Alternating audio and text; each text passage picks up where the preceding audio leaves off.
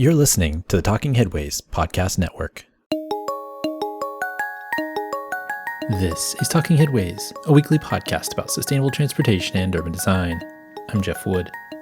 This week we're joined by Nolan Gray to talk about his book, Arbitrary Lines, How Zoning Broke the American City and How to Fix It.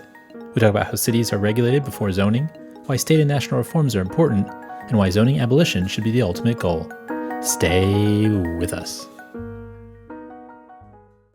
Today's podcast is brought to you by our super generous Patreon supporters. Thanks for supporting each month. We really appreciate it. To join this merry band of zoning nerds and infrastructure wizards, go to patreon.com/theoverheadwire. $2 a month gets you some stickers and a handwritten note. $10 a month gets you one of our transportation scarves. Heavy knit bus or bike only, or lightweight bike only with fading checkerboard design.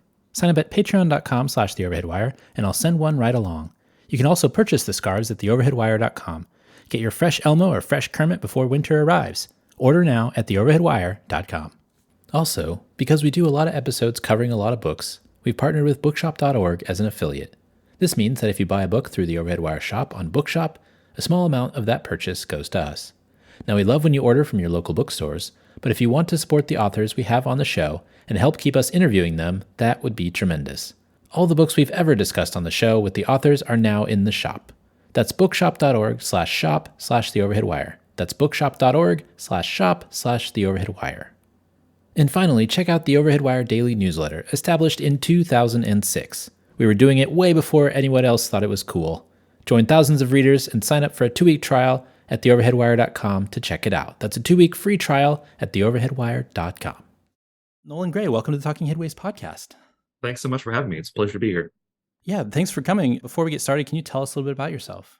Sure. So I'm currently a research director at California YIMBY, where we advocate for needed reforms to housing and land use planning laws here in California to try to get a lot of housing built. Previously, I was a city planner in New York City, practicing city planner. And for the past few years, I've been writing on zoning and popular outlets and talking to policymakers at the state and local level. How's your job going so far at YIMBY? I love it. I always say one of the benefits of having a really advanced housing crisis is you're also really advanced in thinking about solutions. And the conversations happening here in California are incredible. Exciting work is being done over the last few years and today. And I think we're developing a lot of policy reforms that are going to be able to be exported to other states as other states deal with similar problems. So really great. When did you start getting into cities and thinking about zoning specifically? Was there like a tipping point at some point in your life that kind of changed your mind about it? I'd always loved cities. I'd basically been a bicycle commuter on and off since living on my own through, undergrad and moving to DC. Moving to DC, I totally fell in love with the city. It was incredible to be in a place where you just had all these opportunities that a rich, dense, mixed-use, transit-friendly-ish, certainly bikeable city offers. And I just fell in love. This would have been in the early 2010s, so around the time that YIMBY ideas, I think, are starting to form, and the ideas of what's gone wrong with certainly land use planning start to emerge in the popular awareness. So I was really interested in zoning in particular as this institution that is obviously fairly dysfunctional, and there's a lot of room for improvement. And so in terms of thinking about, what I want to focus on and where I want to make progress, land use planning struck me as a great candidate. So went to planning school, worked as a planner for a few years to get more experience. And the book, of course, is, I think, really a decade of chewing on these issues and thinking about these issues. A lot of people go to planning school and then they leave and then they go work at a zoning desk. And you actually had that experience, which is really interesting. I'm wondering if that played into your thinking about zoning and coding and all those things that go along with thinking about cities. Absolutely. Yeah, I think working in the public sector was great because it helps you understand the nuances and it helps you understand why we get the policies that we do. So I think a lot of zoning criticism comes at it and people will say things like, oh, the planners just wrote silly codes or the planners don't know what they're doing. Having worked in the public sector, you pretty quickly realize, actually, planners have fairly good ideas about a lot of these things, but the politics of zoning are just so toxic that we get these highly dysfunctional codes that get you codes that entrench high housing costs and segregation and auto orientation, in many cases over the protests of our professional planning civil service. It's not always the case, right? I mean, you definitely have people in the planning public sector who think parking requirements are great and think single family zoning is awesome. But in my experience, especially among younger planners, there's an appreciation that these rules are dysfunctional and they need to change. So I think that's, I think, partly why I wanted to write the book. I wanted to give voice, I think, to this awareness that you increasingly have among planners that, no, these rules do need to change. And a lot of exciting things are on the other side of rethinking the way we do land use planning. Historically, zoning codes are interesting too, not just the timing of their history, but also kind of what gets enshrined. You're talking about, basically the politics getting into it. I think it was a friend of mine, Lee Einsweiler, who writes codes in Austin, who was telling me there's places that still have, like, in the code, there's spots for mod shops and other things that, like, was specifically in the 70s, right? Like, you don't have those necessarily anymore, but they get stuck in the code because of just kind of the weirdness of the time period. And I find that interesting as well. Yeah, I mean, there was a joke, right? Like every line in a zoning ordinance is some fight that happened at some point in the last 100 years, right? I was doing a lot of research on home-based business ordinances. So, of course, zoning places extremely strict rules on engaging in any kind of commercial activity in residential areas. So I've been looking at a lot of these home-based business rules. A lot of cities have been scrambling to try to change these over the last 2 years as everybody's gone remote. And regularly you'll crack open these ordinances and they'll say, the list of permitted home-based businesses includes clock repair, cobblers, millinery, dressmakers. And you're like, okay, like, I think I know what decade this code was made in. And then no reference to computers, right? And you're like, this is part and parcel to, I think, what goes wrong with zoning is that, this attempt to sort of systematically think through and segregate every single use is just sort of a futile project. You dive really deep into the history of zoning and note that it is a relatively recent invention that starts around 1916 and a decade later blows up with a Supreme Court case, as all planners know, Euclid versus Ambler Realty. How are uses necessarily regulated before zoning codes were enacted? Yeah, so many cities would have rules for specific nuisance uses, right? So cities would say a certain type of industrial operations, such as a slaughterhouse or a tannery, would have to be physically separate from the city. So unlike zoning, where we try to say we're going to identify where every single land use can and can't go, historically, the way we solved this problem was by saying, okay, we know there are a few truly offensive uses. We're going to segregate those out. And we know that there are a few truly offensive behaviors we're going to regulate for those things. And that's not to say that the pre-zoning land use planning was perfect, right? Of course, there were things that fell through the gaps. But broadly, that's how they would deal with it, by addressing the individual use, as opposed to the way we do it today, where we try to say, not only are we going to identify where the things we don't want have to go, but we're going to identify where the things that we theoretically do want are going to go. You also talk about zoning is not, right? You talk about the market. It's not. It's not the only type of regulation you can use. It's not city planning. What's the strangest confusion about zoning that you've seen? So, I mean, I wanted to write that appendix on what zoning is not, because, when I sort of give the top line thesis of the book, which essentially we should abolish zoning and rethink what we want land use planning to do and how we're going to do it. The first thing that I hear is like, a whole bunch of things that have nothing to do with zoning. So, for example, take the Minneapolis case where they abolished single family zoning. You saw, I think, a lot of hysterical comments and even some news articles in major outlets saying, wow, Minneapolis is abolishing single family zoning. You're not going to be able to build a single family house in Minneapolis anymore. Right? It's like, well, that's just kind of a basic misunderstanding of what single family zoning was, which is, it's not really, it's a prohibition on building apartments, right? And if there wasn't actually demand for apartments, or if there wasn't actually demand for additional housing or density, you wouldn't get any built, because zoning is essentially stopping things. All zoning does is stopping things from happening, right? So the market, of course, is very important in determining what cities are going to look like in the current, U.S. context. Or, for example, when I would raise the case of Houston, people would say, well, don't you know Houston got hit by a giant hurricane? And that would not have happened if Houston engaged in use segregation and, capped densities to single family homes. Of course, you need really robust environmental regulations. You need rules to stop people from paving in wetlands. You need active physical planning to direct growth away from environmentally sensitive areas. But whether or not Houston had zoning would have had no impact whatsoever on that. I was just reading an article today on Katy, Texas, which is continuing to pave wetlands. And what do you know? Katy, Texas has a very conventional zoning ordinance. There are other things that I think have issues, but I don't really want to contend with in the book, right? So, getting rid of zoning doesn't really have much to do with historic preservation, doesn't really have much to do with environmental review, certainly has nothing to do with building codes. This is another really common confusion, right? So I'll be making this case and someone will say, but surely we need to regulate the buildings that get built to make sure they're safe. But yeah, absolutely. I mean, I don't think anyone would argue with that. I try to drill down to what I think the uncontroversial core pillars of zoning, what those are, and that's systematic citywide use segregation and systematic citywide restrictions on density. That is what zoning is, right? And I think when you actually appreciate what zoning adds to the broader planning ecosystem, I would contend that it doesn't really add any value, and it actually causes a lot of problems, and it makes all those other planning objectives much harder to achieve.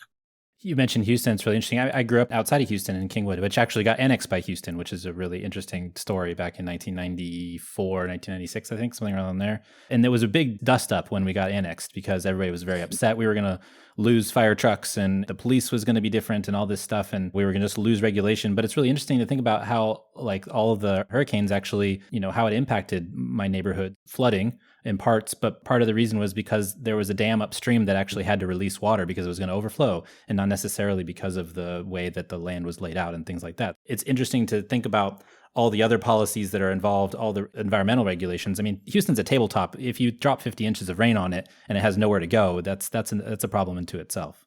Yeah, absolutely. I mean, this is another thing I hear. I don't want to jump the gun, but for Houston, right? That's another thing. Houston doesn't have zoning and Houston's still sprawling. And I think there are a few things there. The first is Houston made basically every other planning mistake that they could have made in the 20th century, right? The giant freeways, the lax environmental regulation, et cetera, et cetera. Zoning, I think, is the one big mistake they didn't make, which I think is key to keeping metropolitan Houston one of the most affordable and diverse cities in the country. But I think you're exactly right that what I'm arguing for in the book is not so much abolish zoning and we enter the promised land. What I'm arguing for in the book is deal with a set of zoning rules, and then we can get along with the process of thinking of what we want land use planning to do, where our planning capacity is best allocated. And I offer a bunch of ideas about that in the book. We'll get to that in a bit. I think another interesting thing is like there's a lot of like technologists that want to put kind of a rational order on things and replace the messiness of cities. Yet you really talk about how zoning codes with the original version of coding and cleaning up the rough edges. So do you see like a similarity between now and then in terms of how technologists want to, make their stamp on cities versus how people at the time wanted to do the same? That's a really great comparison. And I don't think I drew that connection nearly as clearly as you have. Certainly there's this notion among the early zoning framers, and this would have been late in the progressive era. And of course, that's when I say progressive era, I mean a very particular time and place, not progressivism writ large or as we understand it today. But you have this notion of let's get the smartest people in the room. Cities are a technical problem. Let's get the smartest people in the room, a bunch of engineers, a bunch of attorneys, and we will sit down and come up with a plan for what land use is going to be allowed on every single lot and at what density for the next 50 or so years, right? And I think that this is just a basic misunderstanding of how cities work and a basic misunderstanding of how uses casually intermingle over time. And there's a conversation that has to happen over how densities gradually evolve. Densities will gradually respond to the infrastructure investments that cities make. And I certainly think we still see echoes of that today. Of course, that that hit its highs in the middle of the 20th century, where we were just completely demolishing cities with this notion that we can remake them pursuant to these grand visions. And of course, I think the results of that, for the most part, speak for themselves. And we've spent the past 50 years correcting those mistakes. But certainly you still see that today in a lot of discourse, this idea that cities are just a technical problem. And if we just get the right rules and if we just get the right infrastructure built, a lot of these problems go away. I think cities they are spontaneous orders. They're emergent orders that have to be able to adapt over time. And to the extent that you try to put those in a straitjacket, I think the more they get dysfunctional. That's, I think, what really has happened in some of these places like San Francisco or where I live now in Los Angeles, where we basically put Los Angeles in a straitjacket for 100 years. And after 100 years of trying to engage in, having policies like R1 zoning or not allowing additional density to be added along corridors or near transit investments, we've reached a state of just such extreme dysfunction that it's hard to ignore zoning. And that's why I think, in a certain sense, it's such a boring issue, right? I always joke like zoning was, you disagree, and your listeners probably disagree, but right. I joke, understand. Right? I understand. Zoning was this thing where it's like, if you wanted to politely exit a conversation, just bring up zoning. And the other person will have to use the restroom or refill their drink. And now people are really interested in it. And I think it's because, wonky and boring though it may be, there's a growing appreciation that, okay, fixing this is actually a prerequisite to fixing a whole bunch of other problems in planning and just socially in general. You mentioned the gradual change that happened over time in cities before zoning. I was actually kind of radicalized myself when I read Zoned Out by Jonathan Levine, which you mentioned in the appendix as well. And just the stark contrast between him discussing San Jose and how it grew up and basically, mowing down fruit trees and all that stuff versus a place like Greece, where generationally you build a one-story house and then, if somebody in your family needs a place to stay, you build it up to 2 stories and then you go to 3. And then you have this organic change over time that fits the needs of a community rather than this really staid and kind of stodgy zoning code that doesn't address change over time and it doesn't address needs over time. And I think that's really interesting part too, is how zoning has kind of made us stagnant to a certain extent versus maybe other regimes or ways of planning for the future. Yeah, absolutely. I mean, there's this great Jane Jacobs quote, right? The cities are at their best when everybody's playing a role in building them, right? And I think there's a superficial way to interpret that of like, okay, let's just do more public hearings and just kind of let an unrepresentative assemblage of people yell at planners. And then I think there's a deeper way to understand that, which is exactly what I think you're getting at, which is cities, you have to be running millions of small experiments, right? Maybe people add that additional floor. Maybe they add that accessory dwelling unit. Maybe someone turns their garage into a small little ice cream shop, right? These are the type of experiments that allow people to iterate over what exists today that get us, in many cases, the neighborhoods that we all love, right? I always stress this point when I'm trying to get a local policymaker on board with zoning reform. I'll say, usually I can point to some great neighborhood, some great inner suburb that was built in like 19 teens, right before zoning. And it'll be this nice little mix of mansions and duplexes and small apartment buildings with a corner grocery and corner doctors. And it has some of the highest home prices in the city, inevitably. And everybody wants to live there. And you just have to say, yeah, that neighborhood is illegal to build today. Or it's illegal to make the existing neighborhoods we have today more like that neighborhood. And that's when I think they start to get it, right? When I go into these conversations talking about, God forbid, floor area ratios or setbacks or parking requirements, that is all just abstract. It makes no sense to the average person. God bless them. But when you can point to something and say, hey, we used to build neighborhoods like this. We used to allow people to run these small experiments, and it wasn't perfect and it was messy, and you had to have rules regulating how the behavior of one neighbor affected another neighbor. And that's all going to be complicated, and that's a political process. But at least we had some framework for building these types of neighborhoods. We've taken that away, and I think there's a deep unhappiness with the type of development that we get as a result. My street used to be a streetcar street, and it was a one-way couplet with another street next to us. And because of that, you get these old pictures SFMTA took because they wanted to take pictures of all their transit lines. And you see on my street all these little kids, waving at the camera because that was novel at the time in like 1912 or so. And there was a school on the corner. There was a two doors down from me, looked like a shop. I don't know what kind of shop it was, but it would look like a shop. Now it's just a house. And you have, a building up the street that's probably 20, 30 units. And you have buildings down the street that are duplexes as well as single family homes. It's a really interesting mix, like you mentioned, of places. And the first houses, I think, on this street were like 1875 or so. So it was before that time period when zoning kind of wrecked cities to a certain extent. I use wrecked in a general sense, I guess. But, it's interesting to think about that mix. And I'm always fascinated by that as well. Another question I have for you is, how much is zoning kind of now about extraction? Right now, for example, in California, there's a lot of like affordable housers that don't want to get rid of like things like parking requirements because then they can use it as leverage in developer negotiations. And there's a lot of other things that people are trying to extract out of people rather than trying to just build. Yeah, well, at the outset, I would just say negotiating for affordable housing by keeping parking requirements high is like negotiating with a gun to your own head or to your own knee, right? It's saying, if you don't do this good thing that we want, we're going to make you do this bad thing that just makes our city worse and more inequitable and more unpleasant. So, I think that's the wrong approach. We just looked at the Transit-Oriented Communities Initiative here in Los Angeles, where essentially developers were offered, yes, some zoning relief to build mixed income housing near transit. But what they actually seemed to really value was the expedited permitting, right? The expedited permitting was key. You could get your permits much quicker and with much more certainty. Alternatively, you can actually just put your money where your mouth is, right? Provide incentives to incorporate these units, provide additional incentives and additional sweeteners to encourage these units. I think, keeping this extremely bad and inequitable and fundamentally broken system in place because we can negotiate away the worst elements of it to get small good things on the margins, I think is very short-sighted, and it's not going to get us the type of cities that we want. In any case, many people will just say, okay, great, like I don't want to negotiate away the parking requirements, I'll just build a giant parking garage and we'll get no affordable housing, right? That's the worst case scenario, and that's probably the modal scenario in a lot of these cases. It's not that people are like, yeah, I'm so desperate to get rid of my parking requirements that I'll build you some units. It's like, sure, whatever. Also, the developer's also getting pressure from the banker to build this parking, right?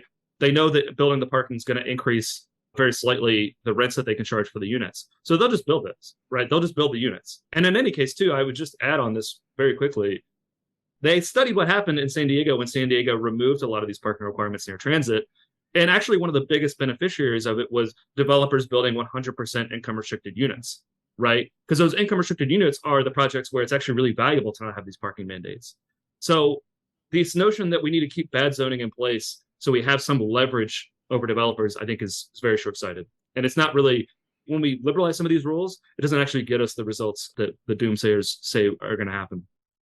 One of the other arguments in the book is about just general agglomeration economies and how, productive cities are, especially these kind of larger, I hate to call them superstar cities, but you know what I'm talking about, just kind of the San Franciscos, the New Yorks, and the places that have really high housing prices at the moment, but also very, very productive. In the book, you also mentioned like Moretti and she found that annual wage losses due to zoning restrictions in productive cities were at like $1.6 trillion. How are we continuing to let this happen when we have these productive spaces, these energy efficient spaces in places like San Francisco? I mean, right now outside my door, it's probably like 65 outside, and maybe in Central Valley, it's probably 100 something. Why do we keep continuing to do this when we know that we need people to move into these places for A, economic productivity, but B, environmental concerns as well? I think there's a fundamental mismatch here, right? Of the effects of the policy and who gets to actually determine the policy. Right. So local zoning rules are completely at the whim, for the most part, of local governments. And even within that, they're really at the whim of the type of person who shows up at a public hearing. So the broader environmental and economic cost of some of these rules, like extremely strict zoning in San Francisco and Los Angeles and Boston and New York makes the entire country poorer and less innovative. It, of course, forces people to move to places where their energy consumption is going to have to increase dramatically. But the individual person showing up at the public hearing in those cities doesn't really deal with those costs, the entirety of those costs, right? So they have a concentrated benefit in restricting the supply in that particular place if they're an incumbent property owner.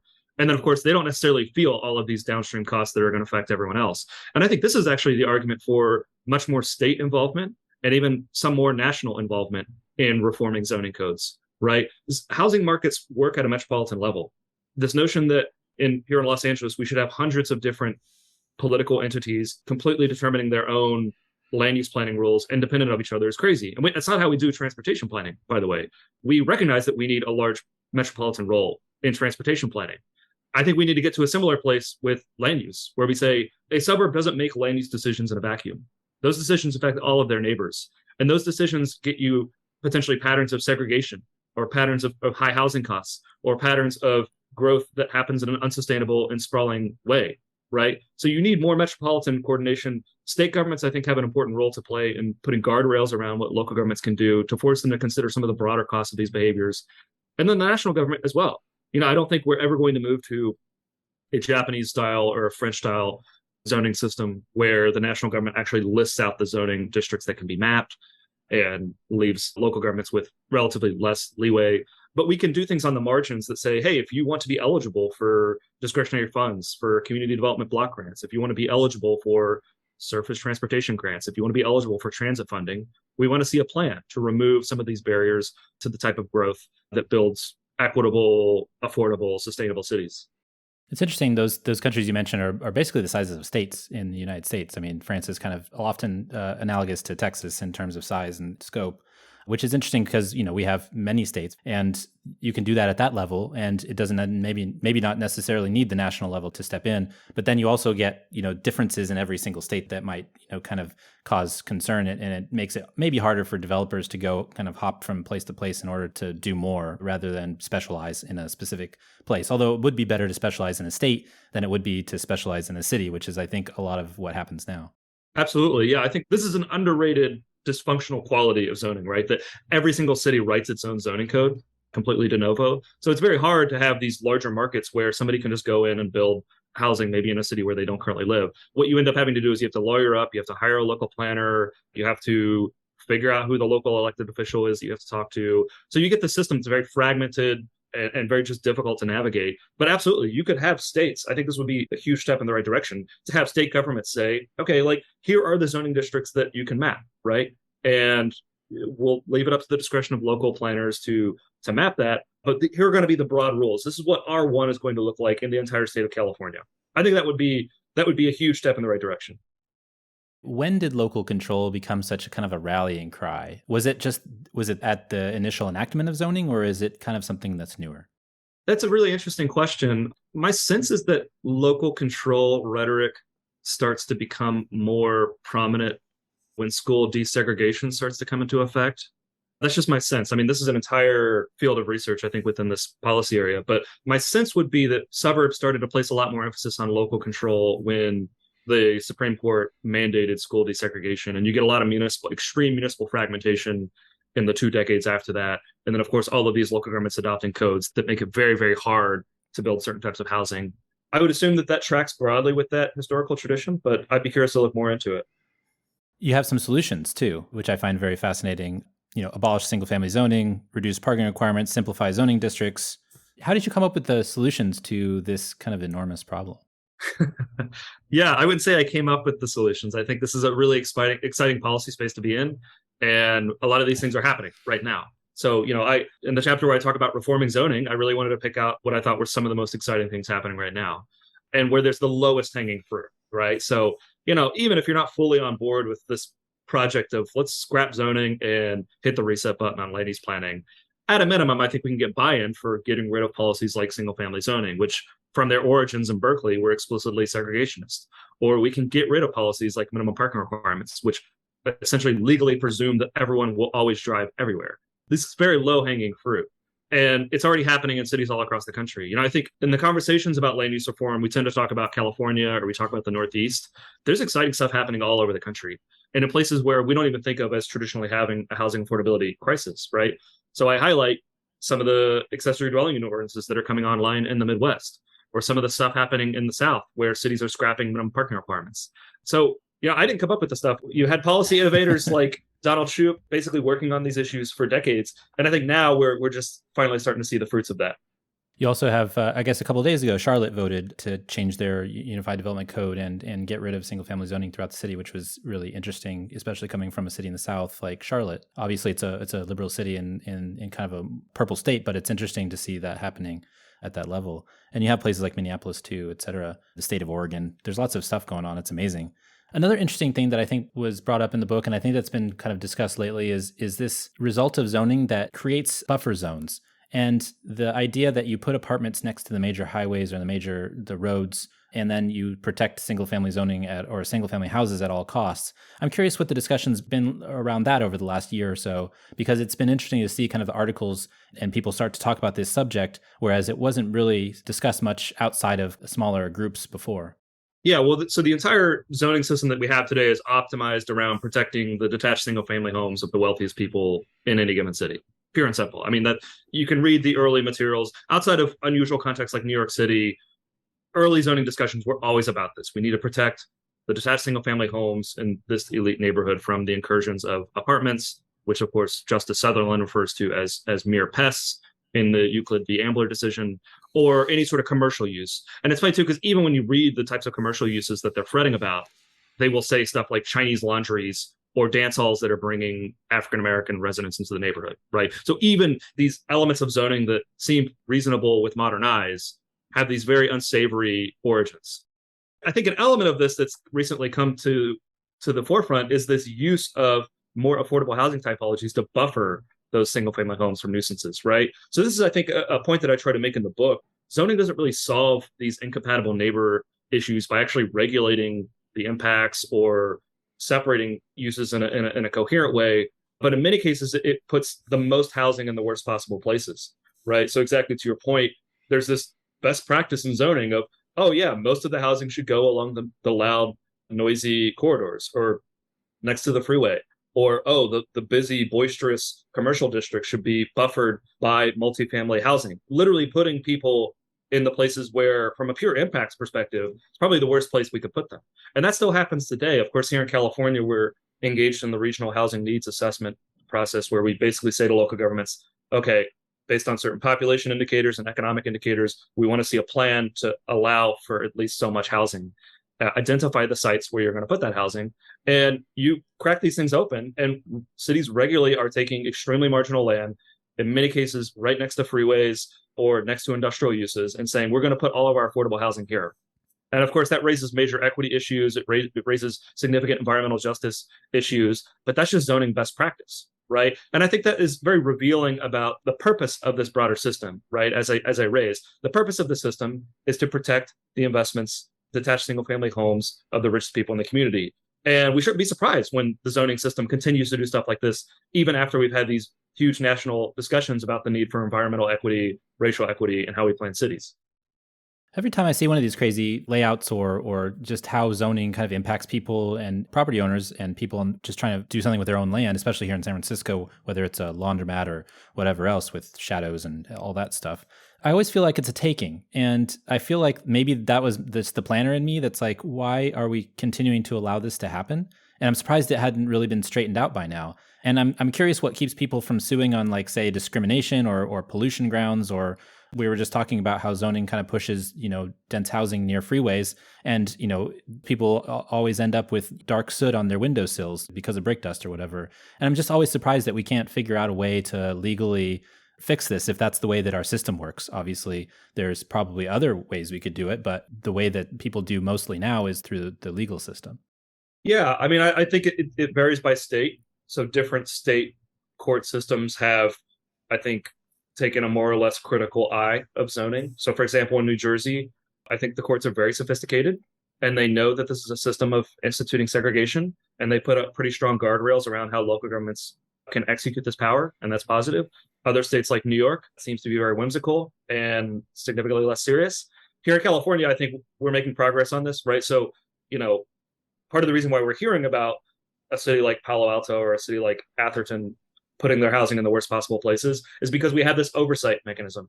And I think that's all good as a near-term solution to this problem, to say, like, well, okay, yeah, we're going to have strict oversight over how cities execute on this segregationist policy program. That's all great. I would say the deeper solution here is to just completely get rid of the system, right? Like, as long as cities have this power to use public regulation to enrich certain interest groups and to institute citywide racial and class-based segregation, to force cities to take this sprawling auto-oriented form, I think they probably will. Absolutely, in the near term, I think it makes sense for activists to say, let's put up guardrails around it. Let's allow ADUs statewide. Let's have regional fair share mechanisms. Let's get rid of the parking requirements. That's all great. And I think that's actually where we should be focusing our energies in the near term. But I think in the longer term, if we just deal with the symptoms and don't deal with the underlying problem, the system that actually allows cities to engage in this behavior, we're just going to be playing preemption whack-a-mole, right, for another 20 or 30 years. And then the moment we stop doing that, the system's just going to go back to what it once was. And so I think this is why we really need this deeper conversation about what we want land use plans to do and what alternative systems might look like, because fixing the status quo is going to involve something, I think, much deeper than just dealing with symptoms. I like the solutions you're talking about. The example you gave in the book, Bastrop, right? So being able to do things that are not necessarily land use planning, but figuring out where the streets should go and how the block system should work. And I think that's historically how planning worked and how people were actually putting together cities. Is they would decide how the street networks were put out, they would decide other things, but they weren't necessarily deciding what uses would go where. So more solutions. I think that's interesting that you focus on Houston and the idea that they had several referendums, but also deed restrictions. I'm curious how that works out in the long term. Yeah, so Houston, of course, is unique as the one major American city that doesn't have zoning. And I think the evidence suggests that the reason they don't have zoning is they're one of the few, I think the only major American city that actually put zoning to a referendum. Failed 3 times, most recently in 1993. The demographics of that are extremely telling, right? Working class Houstonians, I think, had a very clear sense of what this system was trying to do and voted against it. But so Houston is unique, right? So I think, as I argue in the book, I think one of the reasons why Houston didn't end up with zoning is that a lot of the core constituencies for zoning, namely upper middle class and upper class homeowners, had alternative mechanisms for getting something like R1 zoning if they wanted it. But then that mechanism didn't allow them to dictate everything that happened within a quarter mile of their home, right? So I frame deed restrictions as this compromise that allowed Houston to say, okay, the people with the most extreme land use preferences who otherwise would be agitating for zoning, we'll give you something that looks kind of like zoning. You have to opt into it. You have to play some role in maintenance. It's not going to be this thing of the government coming in and mapping you R1. But in exchange for that, you're not going to have a lot of say over what happens outside of your little enclave, right? And so there are certainly areas in Houston where you have something that kind of sort of looks like R1 zoning. But then the vast majority of the city, it's very easy to take a single family home and turn it into 3 townhouses. It's very easy to take a strip mall and turn it into a 5/1. With apologies to the single stair people. It's very easy to do these things that a natural, healthy, growing city can and should be doing.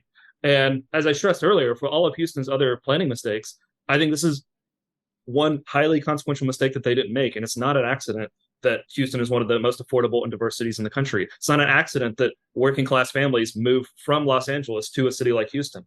I think there are some planners who are very, very dismissive of these cities that are absorbing all of these working and middle class Americans. They all Sunbelt's just sprawl. It's just, it's terrible, blah, blah, blah. People are moving to those cities, right? And they're moving to those cities because those are the only places that are building housing, essentially for the last 50 years. And so I think, we have a lot to learn from some of the mechanisms and regulatory compromises that have been made in a place like Houston. I highly recommend people go and look at, Google Earth has the aerial photos. And if you go look at historically at the inside of the 610 loop, then versus now, it's really interesting to see what's happened. Not necessarily out where I grew up. It's just continuing to sprawl outwards and outwards, but inside the loop, and even maybe just outside of it in the heights and places like that, it's really interesting to see kind of how that's changed over time. And even when I go back now, I'm just like dumbfounded by the amount of change that's actually happened in the city. Another interesting thing that you mentioned is, obviously you talk about nuisance and figuring out, let's say we had a referendum, we have some deed restrictions, but then you also have to deal with some of these nuisance issues. And I'm curious about this because maybe a couple of weeks ago, there was actually a piece in Nashville Scene about some like complaints that code enforcement as well as other, nosy neighbors were making about their neighbors. There's this weird code court and people can get pulled in and have to pay these fines. And it seems like a way for people to harass each other. And so I'm curious how you kind of set up a system that allows people to, deal with nuisances, but then not allow it to become something that ended up what was happening in Nashville, which is this crazy kind of kangaroo court kind of thing, which actually ends up hurting poor people and people who are just sitting in their yard doing nothing. Yeah, no, absolutely. I mean, I think, as I argue in the book, I think a better way to deal with issues like incompatibility among neighbors is to actually regulate the specific things that people care about and play a proactive role in regulating it. And ideally move away from this complaint-based system that exists in many cities today, right? Because I think exactly, the devil really isn't in the details on getting the right nuisance regulations in place. And it's a political project, and people are going to have different views on how much noise they think is appropriate or what types of lawn and home maintenance is appropriate or inappropriate. That's a political problem. And of course, inequities come into that, and we have to be thoughtful about it. But at least that's centering the conversation around the actual impacts rather than saying, well, we're just not going to allow commercial in this area because it could be a noisy bar, even though the applicant's proposing to build like an ice cream shop, right? Or, oh, we're not going to allow multifamily in this neighborhood because the neighbors could be noisy and they might not maintain their property. This is another element where I think we need to be having more conversations about this and how to actually get these systems right. And so much of our current capacity is wasted trying to, I think, tinker on the margins with zoning when we could be saying, let's have these thoughtful conversations about what it would look like to have rules that equitably deal with the impacts that people care about. I found the referendum idea intriguing, and I almost thought, maybe it's something that some city in the country should actually have. They should just have a referendum. Actually, in California, we have the ballot measure process where some crazy rich person can actually just get something on the ballot pretty easily by buying signatures, which is frustrating and it makes our voting really ridiculously long. But also, what if we just voted on zoning in a couple of cities? What would happen? What do you think would happen? You don't like voting on dialysis centers every 2 years? Every 2 years, no. And DaVita and what is the other one? I don't know, but the Nurses Association or whatever it is. No, I know too much about dialysis now. I mean, I do care that people get their treatment, but all the extraneous stuff seems ridiculous for us to vote on.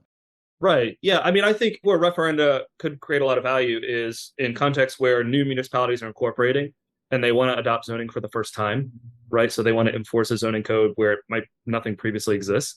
I think absolutely at a minimum, there should be a referendum there to say, right, because this is an incredibly complex and onerous systems of rules that you would be imposing on a city, right? And I think actually you should go out and ask like, hey, do we want this, right? Here's what the zoning map is going to look like. Here's what the zoning ordinance is going to look like. This is what it's going to mean for your property and for your neighborhood. I think it's kind of crazy that we adopted a lot of these systems without doing any sort of referendum like that. So I think that's totally appropriate. I think actually, we have to do a little bit of groundwork before we get to that place in cities that currently have zoning. I think you have to convince people that, no, we are going to be dealing with the impacts of new growth. We are going to be improving infrastructure commensurate to growth. And I think once you build a little bit of that trust, then I think people start to say, okay, actually, we don't really need this legacy system that's just segregating uses and arbitrarily capping densities. But in existing cities, I think you have to do a little bit more legwork to get there. What's been the response to the book so far? Overwhelmingly positive. No critiques or disagreements. No way. Yeah. No, I mean, jokes aside, I think a lot of people are thinking about this issue, and I think a lot of people are happy to finally have an accessible explanation of what zoning is. I used to have people come to me and say, like, what do I need to read to understand zoning? And I find myself recommending like zoning for dummies, right? Which, no disrespect to the for dummies people, but that doesn't exactly whet someone's appetite for a subject. So, there's been interest in, I think, a lot of policymakers. They were looking for accessible explanations of these issues, even among planners, right? I found the reception is pretty good among planners. I worked as a planner, so a lot of the stories that I tell in the book are from my experience working in planning. And I find that a lot of planners know the system is deeply dysfunctional and would prefer to be using all of that incredible planning capacity that many cities have, actually building more affordable, more equitable, more sustainable cities, and it gets wasted doing work related to zoning. So I found that the reaction is pretty positive. I think people are ready for something new. And, I think in the near term, of course, reform is probably the right path here. But I think in the longer term, it's incumbent on people in this space, in the planning space broadly, to be thinking what comes after zoning. Awesome. Well, the book is Arbitrary Lines, How Zoning Broke the American City and How to Fix It. Where can folks find it if they want a copy?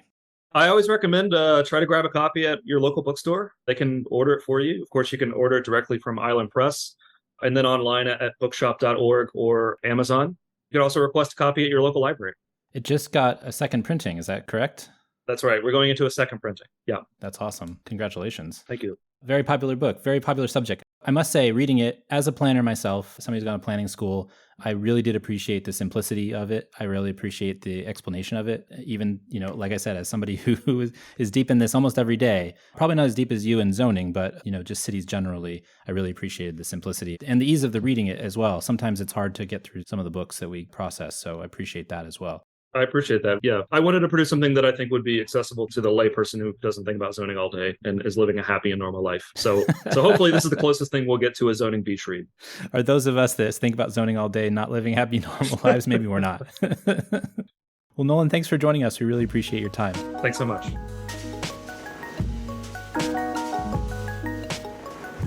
And thanks for joining us. The Talking Headways podcast is a project of The Overhead Wire and published first at Streetsblog USA. Thanks to our wonderful Patreon supporters for sponsoring this week's show and Mondays at The Overhead Wire. Find us at patreon.com/theoverheadwire. And you can sign up for our 16-year-old newsletter at theoverheadwire.com.